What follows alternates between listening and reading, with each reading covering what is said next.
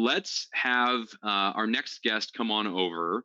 This is Sturgis Carbon, the CEO and director of ManifestSeven. This is a company that we have been talking about for a while, so I'm thrilled to have them with us. Sturgis, hi, how are you? Hey, how you doing? Good to be here. Hey, it's great to have you, man. Now, let me give the tickers really quick. Just correct me if I'm wrong. CSE, you are MSVN. And then on OTC, it looks like MNFSF. Is that right? Yeah. The last one's a bit of a mouthful, but yeah, that's right. Yeah, no kidding. I got to take a sip of water now. But Sturgis, I'll let you get right to it. I know we've got some slides, and I'm sure we'll have some Q&A at the end here. Yeah, thank you. And I appreciate you guys queuing the slides for me. I'm dialing in from my phone today due to some technical issues. So it's great to be here. All good. My name is Sturgis Carbon. I'm the CEO of ManifestSeven. Actually, if you don't mind advancing maybe 2 slides. One more, please. Thank you. We are a California company focused on distribution, delivery, and dispensary, integrated into kind of a differentiated downstream focused omni-channel play. We've been around for about 7 years, which I like to say is almost like geological time in this space. We founded the company actually under a different name with an entirely different mandate. We were one of California's first venture funds, which if you look at the background of a number of the principals in the company, makes a lot of sense. My background professionally is investment banking and capital markets with a focus on emerging markets in particular. So we started the company under a different name in early 2014 with a focus on making minority equity investments in California cannabis companies. Spent about 2 years doing that, and then got to about the middle of 2016, and then looking at the evolution of the landscape, the formation of a public venture finance market in Canada, Prop 64 coming down the chute in November of that year, and the bellwether effect that would have on the overall industry. We started to kind of reevaluate what we were doing. We looked behind us and saw we had spent 2 years evaluating hundreds of companies in an emerging market, and had really assembled quite a bit of domain expertise, and decided, given the kind of confluence of events at that particular time, that it made sense to pivot from a venture model into an operating model. And we did that by basically the early part of 2017. And in looking at how to operate or how to migrate from venture investment into operations, we basically had a blank slate in front of us. At the time, going back 3 or 4 years from where we are now, it was pretty easy to raise capital for cultivation. We looked at that as a lot of commodity exposure and wanted to find something more proprietary. So ended up working our way down the supply chain and ended up on distribution. And that really is the tip of our spear in terms of our overall strategy. So our focus was what I called pins in the map, building out a long haul kind of backbone network commercially across the entire state of California, which for those that are not indoctrinated in the cannabis industry is also the single largest market in the world. And basically adopt what we call the pins in the map approach. Licensed distribution centers in all the major markets around California, commercially connect them. Now you at least have kind of a platform infrastructure on a physical basis to be able to start to remove some of the friction that's literally latent across the entire supply chain, just as a result of the regulatory burdens, tax burdens, latent inefficiency from the nascency of the space, all of that. And so in assembling kind of that long haul backbone network, we began to build what is one of the industry's, at least in California, only true full service distribution model. So whereas a number of operators are focused on solving the near term need for most constituents on the supply chain of just moving product from point A to point B for a fee, we literally have a full spectrum and end-to-end value proposition that services every stakeholder on the supply chain from cultivator to retailer, and provides basically every service available in a fully integrated way. So everything from logistics and transport, moving the product for a fee, to commodity brokerage, where we facilitate large-scale commodity upstream trades between the buyers and sellers of that product, commodity bulk wholesale, where we take inventory risk in essentially the same types of bulk wholesale transactions, wholesale to retail, where we represent brands and sell into roughly about a third of the licensed dispensaries around the state, and then a series of light manufacturing license services, everything from packing, co-packing, bottling, labeling, infusing, to round out what is truly an end-to-end kind of one-stop solution set for every operator on the supply chain.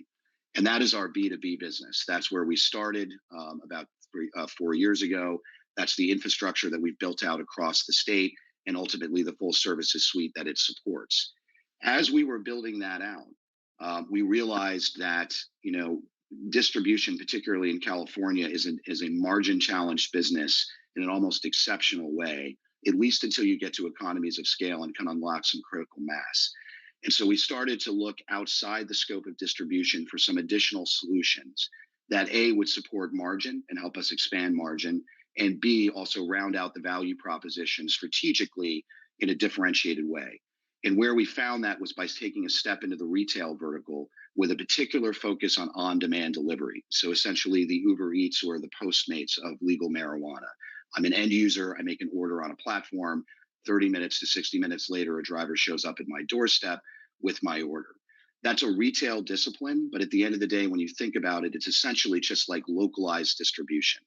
And so in marrying those two disciplines, that's where we've kind of built out this integrated platform. So if you think about local on-demand delivery, it really picks up and covers that space that goes from, where our distribution business ends at the retailer shelves all the way to the front door of the end user. And that consumer last mile is a major critical strategic piece in truly making this end to end. And it also opens up a direct to consumer value proposition that we can offer to our distribution clients and saying, we'll not only take you to the retailer shelves, but we have virtual shelf space here that we can sell that literally takes you to the front door of the end user. And so in kind of pursuing the local on-demand strategy, and actually, I'm sorry, I think you can catch up on the slides if you can advance just a few ahead. One more, please.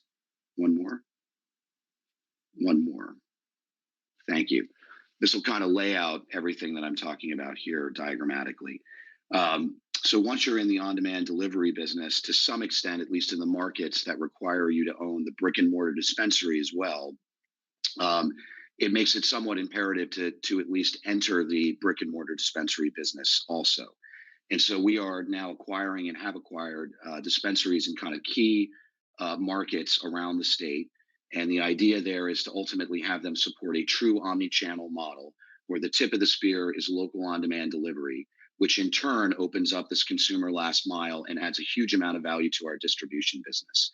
And so from that perspective, really what we're building here is a truly integrated B2B and B2C platform where the B2B side is fully infrastructured across the state and full service, and the B2C side literally captures every channel available in legal cannabis today, from dispensary to on-demand delivery, in-store pickup, and then the fusion of all of that actually enables a true e-commerce platform in the way that we traditionally think about it, and then the extension of that e-commerce platform, which is effectively boxes or subscription models.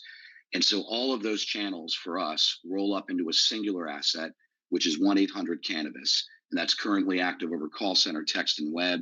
We're developing a native app for that to kind of round out the media suite, but ultimately one singular portal through which either a business or a consumer can access this entire ecosystem in a fully integrated way. Do you mind advancing the slide one more time? So back, thank you. So just a little bit about our traction in terms of what we've built out with this ecosystem across the state. In terms of our kind of forward-looking growth strategy, we feel we have a pretty robust infrastructure now established in California. We're continuing to add to the services suite and make that value proposition more robust. And a lot of that will be investment in technology as we move forward. But for the most part, we feel like we have the footprint here, which is starting to enable us to look outside to additional states. We'll probably have a regional focus from that perspective moving forward, at least over the next 6 to 12 months, as opposed to going all the way out to the East Coast. And I think that kind of frames a strategic point here too, which is our focus initially has been entirely on California. We look at this as the chess piece on the board. It's the epicenter of the industry, not just in North America, but increasingly in a global supply chain. So our theory was focus here first, stress test and prove out the business model that I just described in the single largest market in the world, and the one that also probably needs the most kind of supply chain remediation, so to speak, where the value proposition is particularly compelling, and then start to look at expansion into additional states. Do you mind flipping to the next slide, please? And this just kind of diagrammatically, I think, lays out for everyone kind of the way the value proposition fits together between our B2B and our B2C business. Again, the ability to offer a direct to consumer value proposition across multiple markets in the state to our B2B clients, and then ultimately leveraging the data that we have on the end user that we capture through every channel: dispensary, delivery, e-commerce, and subscription, leveraging that data as well to service the distribution business. So it's an internally synergistic model that we've built here. Can you flip ahead, please? Keep going. And one more. And one more. Thanks. Actually, I think that is the end. So I think that just gives you a sense of what we're doing here in California from M7's perspective and distribution, delivery, and dispensary. I think with that, maybe I'll just open it up to questions.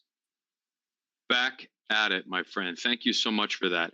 We really appreciate it. So I have a couple of questions for you, and you guys in the chat, do not hesitate to throw us some for Sturgis here.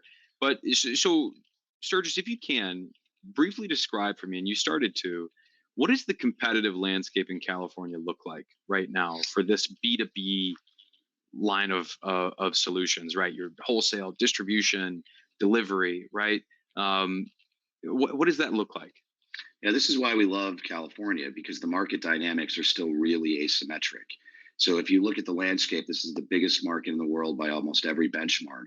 But from a distribution perspective or a B2B perspective, there's a very limited number of players that are focused in a dedicated way on that vertical. And so the kind of ratio of addressable market revenue, so to speak, in California versus the number of players that are seriously committed to providing supply chain solutions like this is enormous. So the competitive landscape is actually pretty favorable. It's still very early here, as well as it is across the rest of the industry. But just economically, you can see it in the addressable market versus kind of the population of players across the space just in this state. Very cool. Very, very cool. Thank you for that. And so when it comes to, and I feel like I read that you said this recently, that you're actively evaluating acquisitions and strategic partnerships. Can you give us a sense of what you're looking at and what you feel might be the type of relationship that would be most accretive to what you guys have built thus far? Yeah, so we are actively, and I can't speak too much about it, but suffice it to say, there's a healthy pipeline here that we're developing, and it's a absolutely perfect time in California because I think we're in kind of the not the definitive, but certainly one of the more mature consolidation cycles here in the state. And so, like I said, there's a massive opportunity to scoop up market share and infrastructural footprint just because not a lot of people have focused on this vertical in this state in particular. And so our what we're looking at are truly strategic deals. We are not bolting on revenue. That's not the intention here. It's got to be accretive at the bottom line, just from a kind of almost gating perspective. But beyond that, it's looking at targets that really add value in very specific ways. So technology acquisition, which is where you unlock a lot of the efficiency once all of these assets in physical reality are integrated. Very kind of specific specialty product categories. So one of the fastest growing product categories in California and pretty much the rest of the country is the beverage category. From a distribution perspective, that commands much higher margins than pretty much every other product out there because it requires a lot of specialty treatment. So there's margin expansion in just focusing on that category as an example. So we're looking for operators that bring those kind of niche kind of pieces that fit the rest of the mosaic, and at a minimum also make a positive contribution to cash flow. So that's the overall criteria in terms of the pipeline that we're developing and evaluating. Well, and so it's not often, and I feel like California, as large as it is often overlooked. You look at it as one of the first states to get involved, the largest cannabis economy, and it's been there for a while now, right? Yeah. So what is it that we don't know about California? What still needs to mature, needs to play out for a lot of these businesses to sort of take that next step? Yeah, so I think California you're absolutely right. It's the epicenter of this. It will be the epicenter of a global supply chain eventually. The things that people don't think about California, I use the mining term. There are a lot of operators here that have broken their pick. And the reason for that is just, I think, intrinsic to the state, right? So you have one of the biggest geographic states, first of all. Then you have kind of this meta or macro fragmentation between Northern California and Southern California, to the extent where people, I think, culturally argue they're almost two states to begin with. Then overlaid on that, you have 480 plus municipalities, 70 different counties, and all of that creates a web of localized variants in legislation. So you have this massive regulatory fragmentation as well. Take just the overall operating cost kind of increase of being in the gravitational constant of California. And all of that creates a lot of inefficiency, a lot of fragmentation. And that has really frustrated kind of the creation of a frictionless supply chain for this industry. And so everyone focuses on the size of this market. We picked this as the place first because we saw the strategic value of entrenching in the world's largest market first. But the other reason was it's the most commercially dysfunctional. And so if you're building a value proposition like ours, this is absolutely the crucible to stress test it in. And so that's been part of the strategic thinking too, is if you're going to pick the lab, pick the best lab you can, but at the same time, pick the one that's going to facilitate the best validation. And this really is that petri dish with, a lot of long-term kind of developmental upside in the meantime.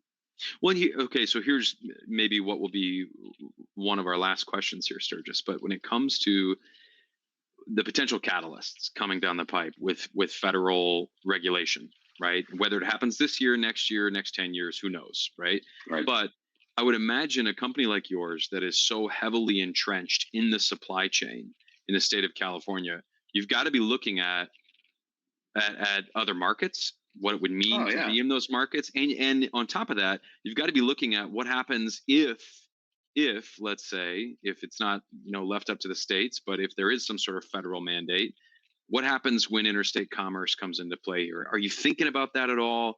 Is that something that you inevitably have to prepare for or not? Our decision to go into distribution was ultimately in anticipation of that eventually happening. And our decision to start in California is exactly the same. So think about this. Right now, 60, 70% of what's grown in California, the world's largest, most prolific market, still leaves state lines illegally and supplies the rest of the country. Why is that? Because it's one of the most sought after sources and it's in high demand. So if you think about those barriers being lifted, if you're a distribution company with the right traction and the right infrastructure servicing the world's largest market to begin with, that in turn is right now, at least under the current legislation, illegally supplying pretty much the rest of the country. It is inevitable. In fact, it's in the DNA of the architecture of the company that California becomes the launch pad for a pretty frictionless expansion across the rest of the country to just a domestic coast-to-coast distribution company.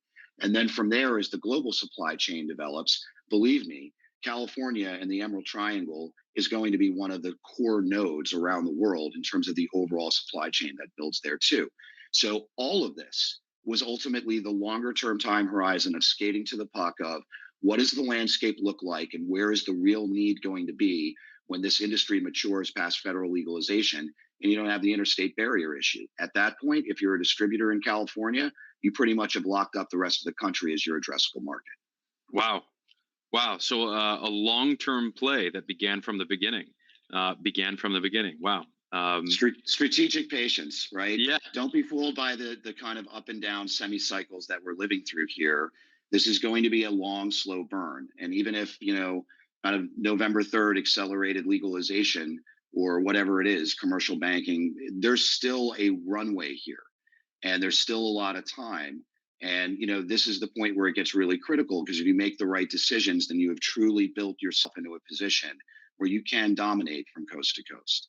So you just have to be thinking about it now. And actually, you had to be thinking about it about 4 or 5 years ago, I think, in reality. Wow. All right. Well, cool. Very interesting that you've had the prescience to be able to develop that from the beginning. I'm sure we'll have you back, Sturgis, but thanks for coming on today.